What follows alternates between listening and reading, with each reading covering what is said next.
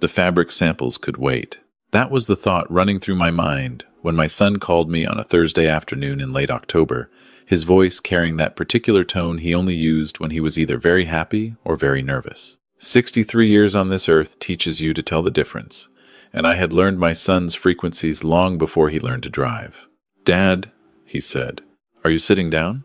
I was standing at the window of my home office, looking out over the back property, watching the last of the season's leaves drift off the oak trees my late wife Margaret had planted the year Nathan was born.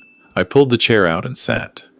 "I am now. I asked Simone to marry me last night." He paused. She said yes.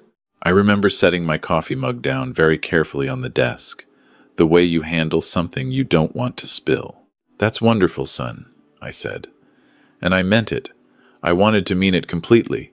Nathan was 28, an architectural designer working for a firm in Charlotte, doing well, finding his footing. He was good at his job, patient with people, and possessed of a generosity that sometimes made me proud and sometimes made me nervous in equal measure. He had Margaret's eyes and her instinct for trusting people. I had spent 20 years hoping the world would be kind enough to deserve that trust. Simone had come into his life 7 months earlier. He'd met her at a rooftop event hosted by a colleague, someone whose name I never quite caught. She was 25, worked in marketing for a boutique hospitality brand, and she was, without question, a beautiful woman, sharp features, careful smile, the kind of presence that fills a room and makes everyone in it feel slightly watched. Nathan brought her to dinner at my house in Asheville for the first time in September. I had driven down to Charlotte twice before that to meet her, casual lunches where she was charming and animated and asked me very few questions about myself, while somehow steering every conversation back to the house, the property, the family. I noticed, I filed it away. That first dinner in Asheville, she walked through my front door, looked up at the vaulted ceiling, and I watched her eyes make a slow, deliberate circuit of the room, the way an appraiser's eyes move, not like a guest's. She touched the frame of a painting in the hallway, a landscape Margaret had collected 20 years ago, and said, "This must be worth something. Not this is beautiful. Not where did you get this. Just, this must be worth something." Nathan laughed and squeezed her hand. "She's obsessed with art," he told me, as if that explained it. Over dinner, she asked how long I'd owned the house. She asked whether I had other properties. She asked about my retirement. I had sold my construction company 8 years earlier at 63, after building it for 30 years from a 2-man operation into a regional firm with contracts across 4 states. I told her I stayed comfortable. I didn't elaborate. She pressed anyway, gently, pleasantly, with the practiced patience of someone who has learned that directness makes people close up. I answered what I answered. I watched what I watched. After they left that night, I stood in the kitchen for a long time. I thought about Margaret. I thought about what she would have seen in that dinner that I might have missed. She had always been the one who read people the way other people read books, quickly, completely, without ever making the subject aware they were being read. I picked up my phone and called my oldest friend, a man named Gerald who had spent 30 years as a private investigator before retiring to tend to a hobby farm outside of Hendersonville. He owed me more than one favor and had never once asked why I needed something. I gave him Simone's full name, her employer, and the city she'd told us she grew up in. "Give me 2 weeks," he said. I gave him 3. What he brought back was not damning on its face, but it was the shape of something. Simone had grown up in Raleigh, not Savannah the way she'd told Nathan. Her employment history had gaps.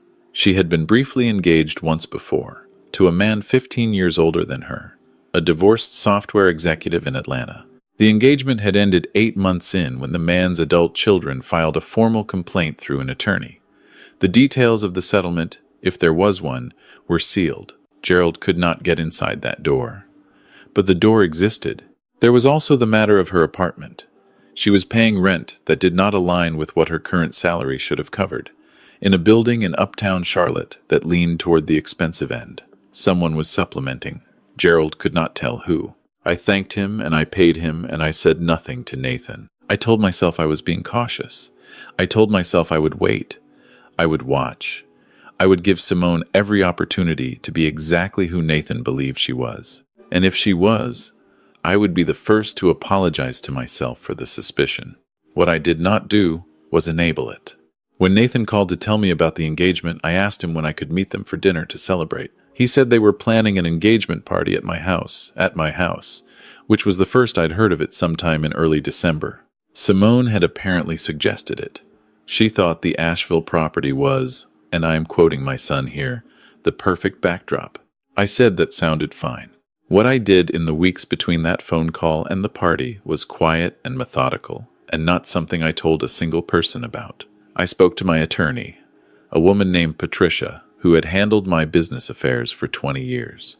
I reviewed the status of my properties and accounts. I updated several documents. Not because I expected anything specific, because I had spent 40 years building things, and building things teaches you that the time to reinforce a structure is before the storm, not during it. I also bought a very small, very discreet digital voice recorder, the kind that looks like a pen.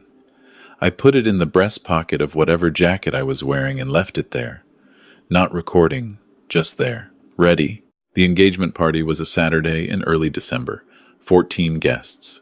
Catered, string lights on the back terrace, despite the cold because Simone had specifically requested outdoor lighting. Nathan had coordinated the whole thing with her and told me what I needed to do, which was essentially unlock the house and stay out of the way while her people set up. Her people turned out to be 2 women I'd never met who arrived with boxes of decorations and spent 4 hours rearranging things in my living room. I stood in the kitchen and drank coffee and watched. The guests arrived around 7. Nathan was glowing the way young men glow when they believe they have found the thing that will complete them. He introduced me to her parents. Her mother was a quiet, pleasant woman named Diane who shook my hand with both of hers and said she'd heard so much about me. Her father had apparently not been able to make it. She did not offer a reason, and I did not ask. Simone worked the room with a precision that I might have admired in a different context. She was warm with everyone, attentive, laughed at the right moments, touched Nathan's arm at carefully spaced intervals. She was performing, and she was very good at it. The audience had no idea they were watching a performance. I had watched enough people negotiate million-dollar contracts to know the difference between genuine warmth and manufactured warmth. The genuine kind is inconsistent. It flares up, falters, gets distracted. The manufactured kind holds exactly steady.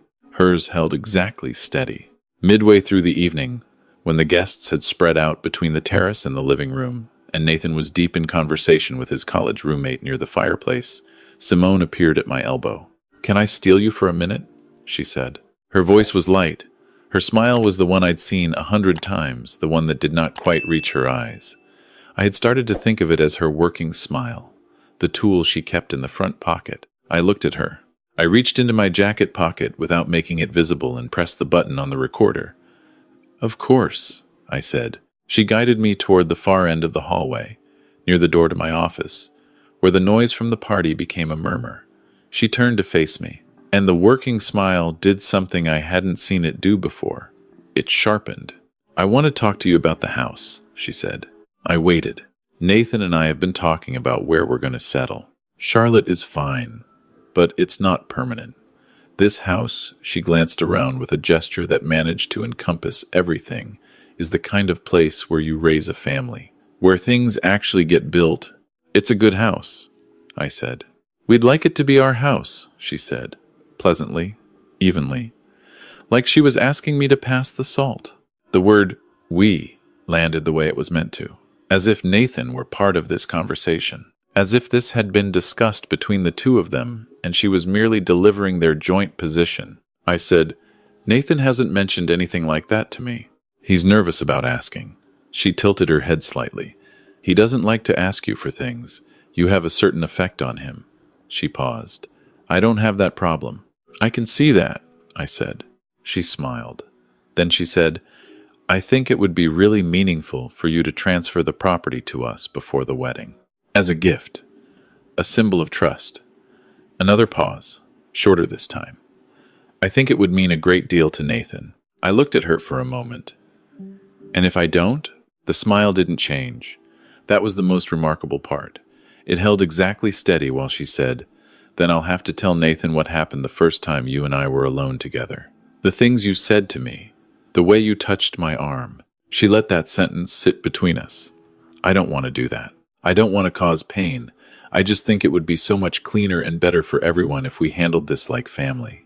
I stood there in the hallway of the house I had owned for 22 years. The house my wife had loved. The house where I had raised my son. And I looked at this woman who was threatening to tell my son that I had made advances toward his fiancée. And I felt something move through me that was cold and very quiet. "I'll need to think about it," I said. "Of course," she said. And she walked back toward the party, and her smile was warm again by the time she reached the living room doorway. And she took Nathan's hand and leaned into him, and he kissed the top of her head, and the string lights on the terrace made everything look like a photograph. I stood in the hallway for another 2 minutes. Then I went to the kitchen, poured myself a glass of water, and drank it standing at the sink. The recorder in my pocket had gotten every word. I called Patricia the following Monday. I did not tell her about the conversation yet. What I asked her to do was discreet and specific. I wanted to know if a man named Simone had ever been party to any civil action in the state of North Carolina or Georgia in the past 5 years. Patricia had resources I didn't. She said she'd check. I also called Gerald again. I asked him to go back to the Atlanta engagement. I told him what I was looking for now was not just the shape of the door. I needed to know what was behind it. While I waited, life continued in the way that it does when something terrible is being kept just beneath the surface of ordinary days. Nathan called twice a week. He was happy. He was planning. He asked me once, carefully, whether I'd given any thought to the future of the house.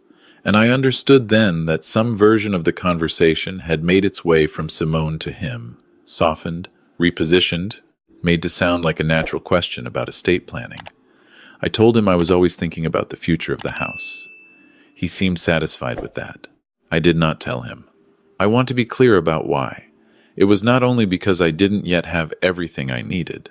It was because I understood that if I told Nathan what Simone had said in that hallway, before I had something irrefutable in my hand, the conversation would not be about her.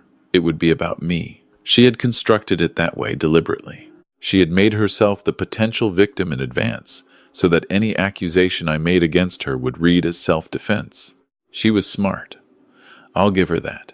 She had chosen her leverage carefully, and she had delivered it without raising her voice. But she had made one mistake. She had made it in a hallway instead of an empty room. She had made it to a man who had spent 4 decades outweighting people in negotiations, and she had made it to a man who had already pressed the record button. 2 weeks before the wedding, they had set a date for March, a venue in Asheville's River Arts District, a converted mill space with exposed beams, and an industrial romantic aesthetic that I suspected Simone had chosen specifically because it photographed beautifully, Gerald called me. The name of the man in Atlanta was Douglas. He was 51, divorced, no children. He had been engaged to Simone for 9 months before the engagement dissolved. Gerald had found a paralegal who had worked adjacently to the case.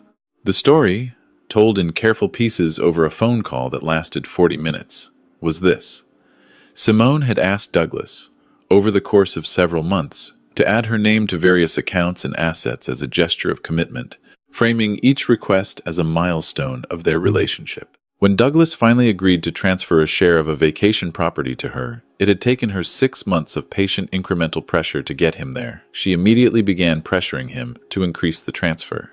When he resisted, she threatened to tell his employer that he had been emotionally abusive during the relationship. His employer was a defense contractor with security clearances. The threat carried weight that had nothing to do with whether it was true. Douglas had paid to make her go away. The NDA was tight. But it existed. Patricia, working on my other request, found something that Gerald hadn't caught. Simone's employer, the boutique hospitality brand, had been quietly closed down 11 months earlier. It no longer existed. She was not currently employed. Whatever she had told Nathan about her career, it was not the truth. Someone was indeed paying her rent, and Patricia, following the corporate trail with a patience I deeply respected, found a registered LLC in South Carolina with Simone listed as a member. The LLC had one disclosed asset, a short-term investment account. The funding source for that account traced back, through 2 layers, to Douglas's settlement. She had left Atlanta with her payout, formed her own company as a vehicle to hold it, and was now running the same play in Charlotte. Nathan was not her first. He was her second, and if I did nothing, he would not be her last. I sat with this information for 3 days. I thought about it the way I used to think about structural problems in buildings, not with emotion, but with geometry. What were the load-bearing elements? Where was the failure point? What needed to be in place before I made a move? What needed to be in place was Nathan. I called my son on a Wednesday evening and asked him to drive up to Asheville that weekend. Not for dinner, I said. I just wanted to talk. He heard something in my voice and asked if everything was okay. I told him I hoped so. He arrived Saturday morning, looking slightly pale. We sat at the kitchen table with coffee, and I told him I had something important to show him, and that I needed him to look at everything I had before he responded to any of it. He nodded. I saw him brace himself. I put it all in front of him. Gerald's research, Patricia's findings, the LLC documents, the Atlanta situation, as much of it as I could tell. And then I took out my phone and I played him the recording from the engagement party hallway. When the recording ended, the kitchen was completely quiet. Nathan sat with his hands around his coffee mug for a long time. He was not crying. He was doing the thing he used to do as a child when something hurt badly enough that he decided to be very still instead, as if stillness could contain it. I had watched him be still like that when his mother died. I watched him be still like that now. "How long have you known?" he finally asked. "I've had suspicions since September," I said. "I've had evidence since Wednesday." He looked up at me. "Why didn't you tell me sooner?" "Because she had already prepared a story about me," I said.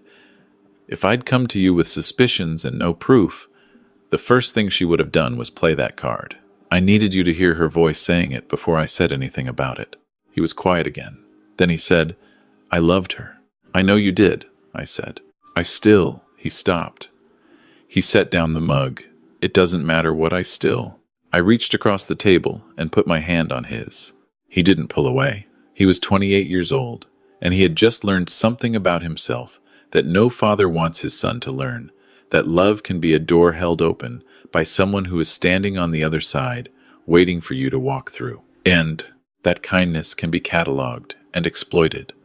That the world sometimes sends you exactly the wound you were least prepared to receive. "What do we do?" he asked. "We handle it correctly," I said. "And we do it together." What we did was not impulsive. Patricia guided the process.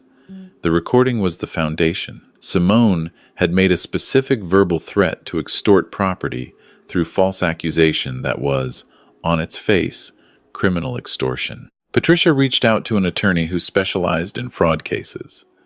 The Atlanta situation, though sealed, provided a pattern that the attorney said would be relevant to any proceeding. Douglas reached through intermediaries and offered a carefully worded inquiry.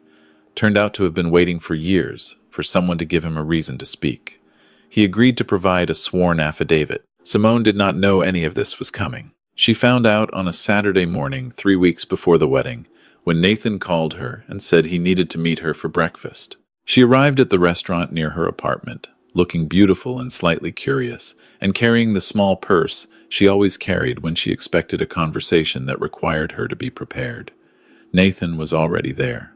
So was Patricia. So was the attorney. And so, sitting at the far end of the table, was me. She stopped at the door of the restaurant and looked at the table, and I watched her read it the way someone reads a room when they understand in 1 second that the math has changed. The working smile came out. It came out and held for exactly 2 seconds before she assessed that there was no audience here that needed to see it, and then it went away, and what replaced it was something much more honest. She sat down. She did not speak. The attorney explained what we had. He was methodical and quiet, and he did not editorialize. He laid it out the way good attorneys lay things out as an architecture, each piece load-bearing, each piece visible. The recording, the Atlanta affidavit, the LLC, the defunct employer, the rent, the pattern. Simone looked at the table in front of her. Then she looked at Nathan. Nathan looked back at her and did not say anything and did not look away. "What do you want?" she said. Not to Nathan, to me. "I want my son's name off the guest list for a wedding that is not going to happen," I said. "I want every key and access code to any property associated with my family returned by end of business Monday. And I want you to understand that if you make any statement, public or private, that constitutes the threat you made in my hallway in December, this recording and the affidavit from Atlanta become the first two documents filed in a criminal complaint." She was quiet for a moment. Then she said, "The apartment lease has 3 more months." "We're not paying your rent," I said. She nodded slowly. She looked at Nathan one more time. He was still looking at her. There was something in his expression I recognized. Not anger, not grief exactly. It was the look of someone cataloging a loss carefully, storing it somewhere it can be learned from. She picked up her purse. She stood. She walked out of the restaurant without speaking again. We sat at the table for a while after she left. The attorney said he would follow up on the key situation. Patricia said she would monitor for anything that looked like retaliation. I said thank you to both of them. When they had gone, Nathan and I were left alone at the table with 2 cups of coffee and the particular silence that follows something you cannot undo. "Are you okay?" I asked him. "No," he said, "but I will be." That was the most honest thing I'd heard anyone say in months. The weeks that followed were not easy. Nathan canceled the venue, the vendors, the catered rehearsal dinner. He made the calls himself. He did not ask me to do it for him. He sat with the social difficulty of explaining to friends and colleagues that the engagement was over without providing a story that would require him to relitigate everything publicly. He handled it with a quiet dignity that made me recognize, for the first time, something in him that was more mine than I'd realized. The capacity to absorb a hard thing and keep standing. He moved back to Asheville for the spring. Not because I asked him to, I would not have asked him to, but because he said he wanted some distance from Charlotte while he reset. He worked remotely for his firm. He went on runs in the mornings and cooked dinner in the evenings, and we talked more than we had in years. Sometimes we talked about Simone. Mostly we didn't. Mostly we talked about projects he was designing, buildings he wanted to build someday, the kind of structures that would last longer than the people who built them. He asked me once why I hadn't told him what I'd found when I first found it, back in September, before the engagement, before any of it had gone as far as it went. I said, "Because I wanted to be wrong." He was quiet for a moment. Then, "Were you ever worried I wouldn't believe you?" "Yes." He nodded slowly. "I might not have," he admitted. "Not back then." "I know." "So you waited until you had something I couldn't argue with." "I waited until I had something she couldn't argue with," I said. "That's different." He thought about that. "You protected me from a fight you knew you'd lose." "I protected both of us," I said. "There's a difference between protecting someone and enabling them. I hope you understand that difference now." He looked at me. "I think I'm starting to." There was a woman I had not mentioned yet. I almost didn't mention her, because she is not the center of this story, and I am not a man who makes himself the center of things. But she was part of what happened, and leaving her out would be a different kind of dishonesty. Her name was Diane, Simone's mother, the quiet woman who had shaken my hand at the engagement party with both of hers and told me she'd heard so much about me. She reached out in February, 3 months after the engagement ended, through a mutual acquaintance who had been at the party and had apparently stayed in contact with her. Her message to me was short. She said she had learned what her daughter had done. She said she was not surprised and she was sorry. She said she had been trying to reach Nathan to apologize to him directly, but understood if he preferred no contact. She asked if I would be willing to speak with her briefly, not to excuse anything, simply to say what she needed to say. I thought about it for a week. Then I said yes. We met for coffee at a place on the north end of Asheville, neutral ground.